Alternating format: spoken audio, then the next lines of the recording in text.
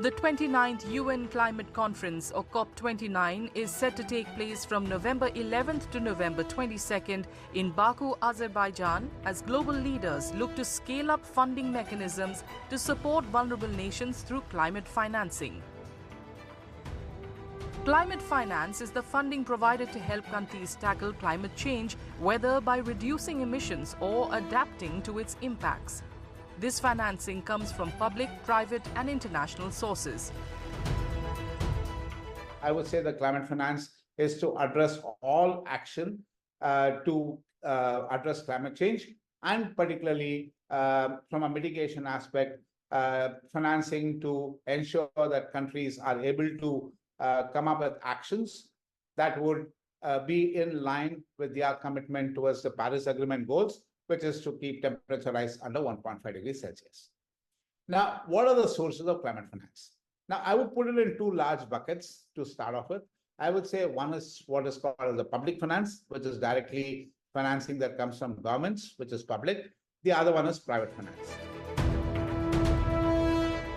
The UN Framework Convention on Climate Change urges developed countries to provide financial support to developing nations, which are often the hardest hit by climate change but lack the resources to respond effectively. Developing countries also have smaller domestic financial systems relative to their GDPs and face higher costs of capital. All countries' resources are, the wealth is not the same. So, to facilitate the provision of climate finance, the convention establishes a financial mechanism to provide the financial resources to developing country, mainly from the developed country. The finance mechanism also serves the Kyoto Protocol and Paris Agreement. India, one of the world's most climate vulnerable countries, is also a key player in climate negotiations.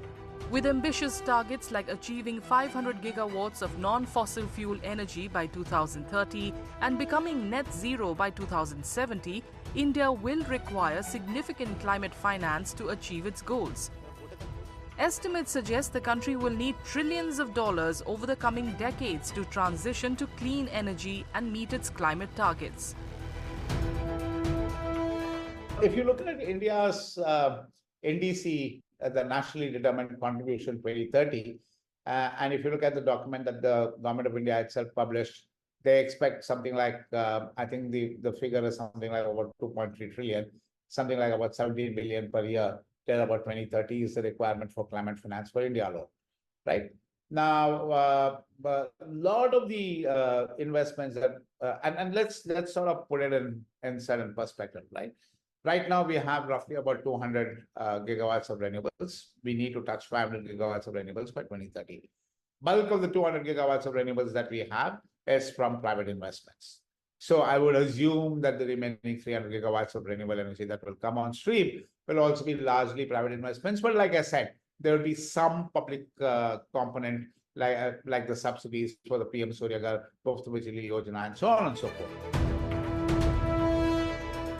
The Organization for Economic Cooperation and Development reported that in 2022, they provided nearly $116 billion in climate finance, predominantly in loans which account to about 70%. At COP29, India and other developing nations are advocating for more reliable and equitable financing, with discussions on the new collective quantified goal to establish new funding targets for post-2025.